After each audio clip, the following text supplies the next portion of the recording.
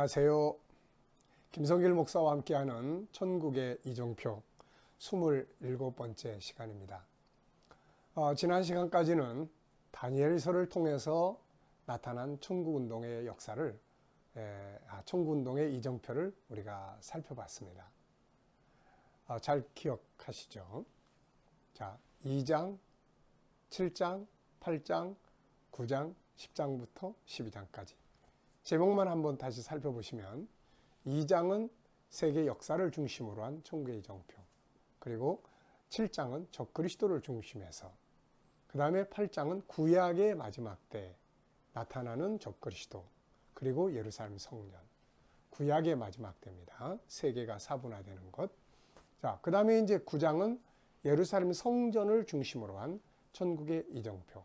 그런데 세 구절 기억하시죠? 결론은 24절에서 설명을 하고 있고, 그 결론이 완성될 때까지 25, 26, 27절이 지나간다.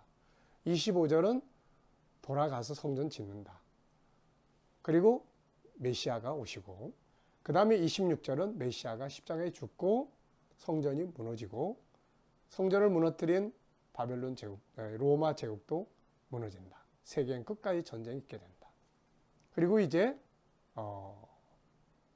27절, 마침내 그 성전이 다시 재건되고 거기에 적그리스도가 자기 우상을 세우고, 일의 절반과 절반씩 나눠서 전반부에는 자유와 평화, 후반부에는 성도들을 핍박하는, 그리고 예수님 재림하시고, 그 다음에 이제 10장, 11장, 12장은 큰 전쟁을 중심으로 한, 그 전쟁이 일어나기 전에 세계는 사분화되는 그런 정치적 역사를 보게 되고, 사분화되고 난 다음에 남북전쟁이 일어난다.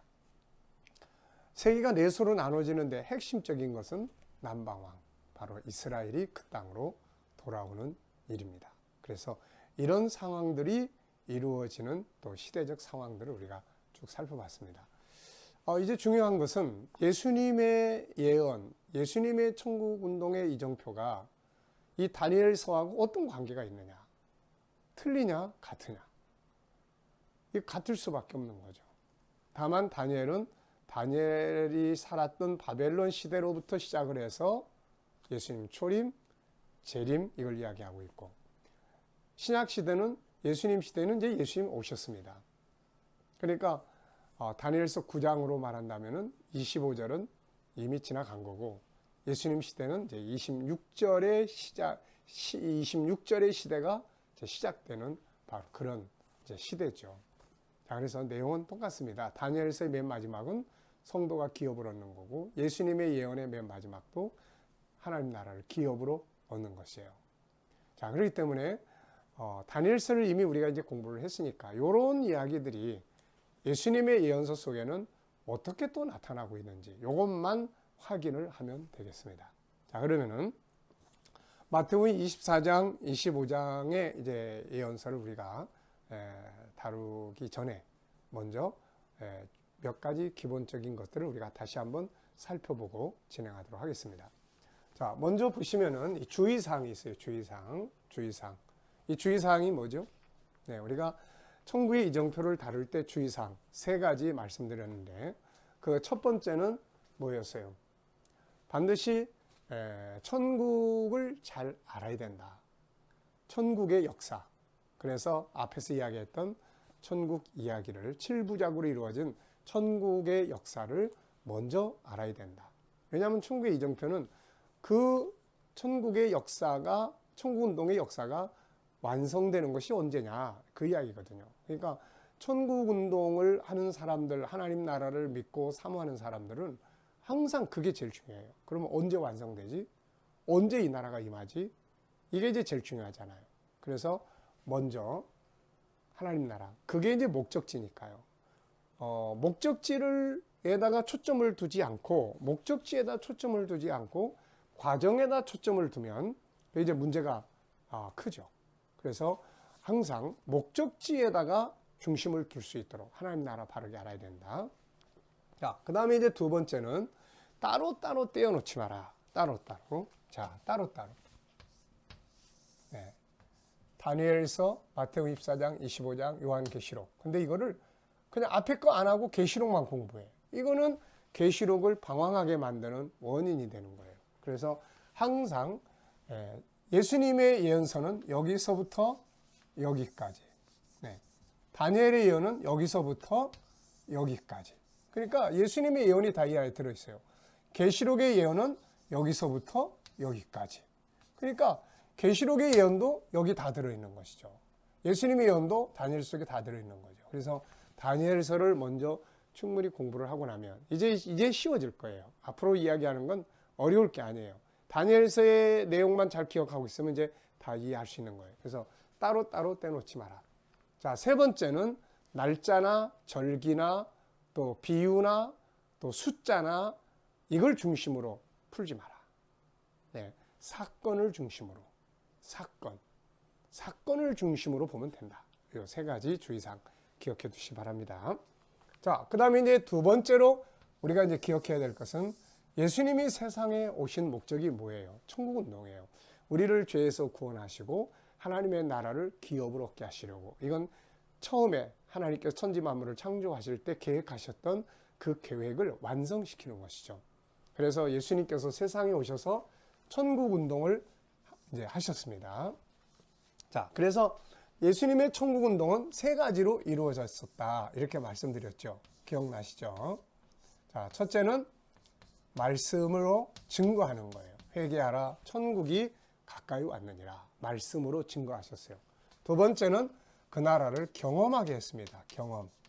천국은 자유한 곳이잖아요. 경험. 질병과 죽음과 죄에서 자유함을 경험시켜주면서 내 나라는 이와 같아. 이렇게 말씀하시죠. 그 다음에 세 번째는 이제 문화였어요. 문화. 그래서 천국의 문화. 이 세상에는 창세기 3장에서 마귀가 들어온 다음에 죄가 지배하면서 창세기 4장부터 가인의 문화가 출발을 합니다. 인본주의 문화가 출발하죠. 그리고 이게 심판을 받고 바벨탑 사건을 통해서 다시 세계로 뻗어나가요. 그래서 오늘날 우리가 사는 세상은 인간이 만들어놓은 그 영적인 배후에는 사탄이 왕노릇하는 그런 타락한 문화가 세상을 지배하고 있습니다. 네, 보암직하고 먹음직하고 탐스럽고 재밌고 즐거운 문화죠. 이것들이 세상을 지배하고 사람들을 지배하고 우리 청소년들을 지배하고 수많은 사람들이 여기에 종노릇하고 있는 거예요. 이 문화 속에서는 이 문화에 젖으면 하나님을 멀리하게 돼요. 하나님을 떠나게 돼요. 하나님을 버리게 돼요. 그래서 하나님께서는 그런 이 세상에다가 다시금 하나님 나라의 문화를 계속 계시하죠. 그것이 바로 성경 말씀이에요. 하나님 말씀, 성경 말씀을 계속 주셔서 이렇게 살아야 돼. 이거는 신본주의 문화, 천국의 문화, 하나님 중심의 문화예요. 이걸 이제 예수님이 오셔서 직접 살아 보여주신 거예요.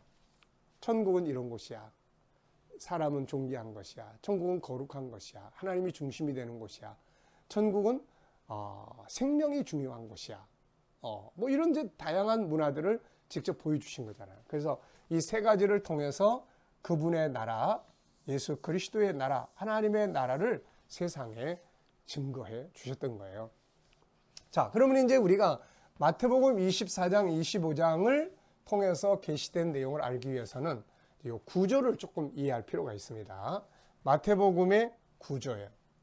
자, 마태복음은 1장, 2장은 예수님의 탄생이죠. 탄생. 예수님의 탄생. 예수님의 탄생에 관한 이야기예요.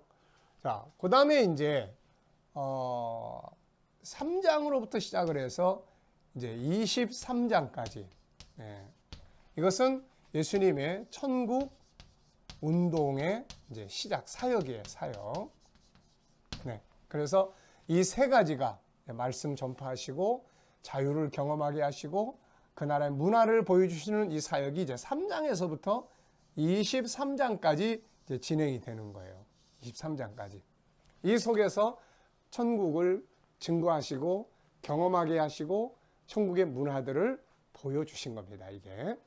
자, 그러면서 이제 24장과 25장은 그러면 이 나라가 언제 올 거냐? 이 나라가 언제 임할 거냐? 이 나라가 언제 세상에 임할 것이냐?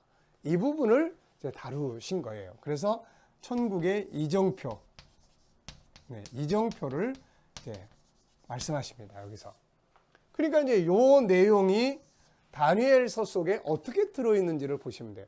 예수님께서 직접 다니엘에 말한 바 이런 말씀을 사용을 하셨단 말이에요. 그래서 요 부분을 이제 우리가 다루게 되는 거예요. 그리고 나서 26장, 27장은 바로 이제 천국의 길을 만드신 거죠. 십자가.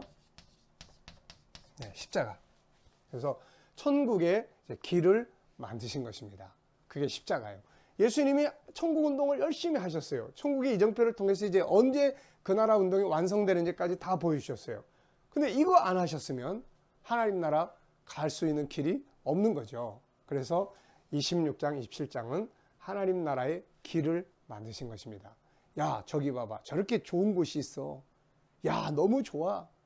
근데 가는 길이 없네요. 가는 길이 없으면 못 가는 거잖아요. 길은 바로 십자가의 길입니다. 그 다음에 이제 28장은 뭐예요? 이제 예수님의 승리의 귀환이죠.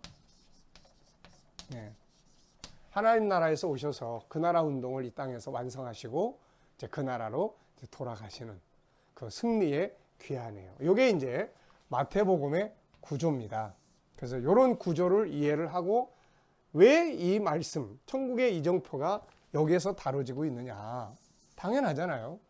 우리가 맨 처음에 그래서 하나님 나라의 역사를 우리가 7부작으로 이루어진 천군독 역사를 우리가 쭉 이제 공부했잖아요.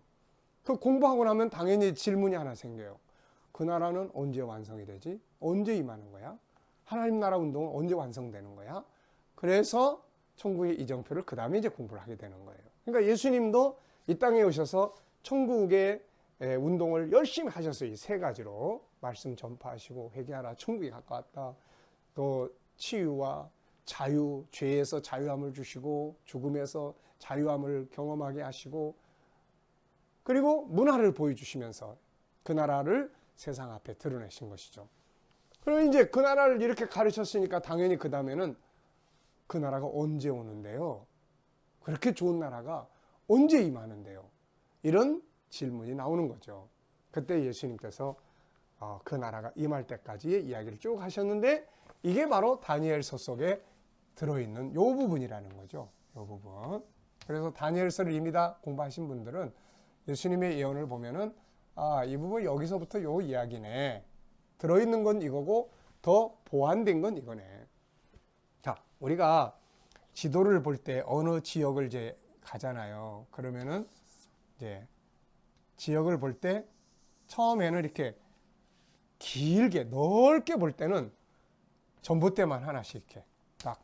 근데 가까이 갈수록 여기서부터는 건물들이 이제 들어있다. 요걸 이제 보여주는 거예요. 더 가까이 가면은 촘촘히 들어서 있는 거, 뭐 이게 다 이렇게 이야기해주는 이런 스타일이에요. 그러니까 다니엘이 이야기할 때는 역사의 큰 틀에서 이렇게 설명을 했다면 예수님의 예언은 그보다 좀 더 보완해서 말씀하신 것들이 많고 계시록은 훨씬 더 마지막 부분이기 때문에 뭐 전봇대, 쓰레기통, 건물 뭐 이런 거 이 구조를 이렇게 더 아주 자세하게 설명을 해주고 있는 차이점 뿐이지 목적지도 같고 재림과 하나님 나라 가는 길도 같고 이제 이런 차이점만 있다는 것을 기억하시기 바랍니다. 자, 그러면은 요걸 이제 마태복음 24장, 25장인데 주의사항은 요 세 가지. 예수님의 천국 운동 세 가지 기억해 두실 것. 그리고 이것을 이제 기록해 놓은 이제 책들이 마태, 마가, 누가, 요한복음인데 그 중에서 이제 마태복음을 중심으로 이 내용을 우리가 살펴보려고 한다. 요한복음은 이 천국의 이정표에 대해서 이야기를 안 했고 마가복음은 하긴 했는데 좀 부분적으로 되어 있어요. 그래서 마태복음이 제일 자세하게 되어 있고 다만 마태복음 24장, 25장을 다룰 때 누가복음 21장을 꼭 같이 보라는 거예요. 누가복음.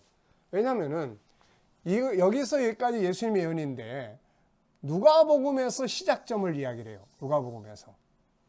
마태는 끝 지점을 이야기를 해요.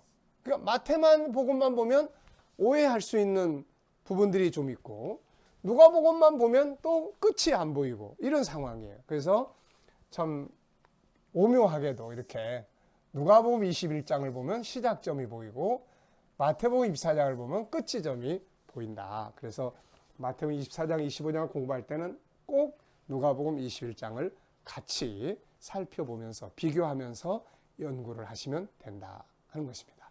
자, 어려울 거 없죠. 자, 그럼 이 시간에 말씀은 여기서 마치도록 하겠습니다. 감사합니다.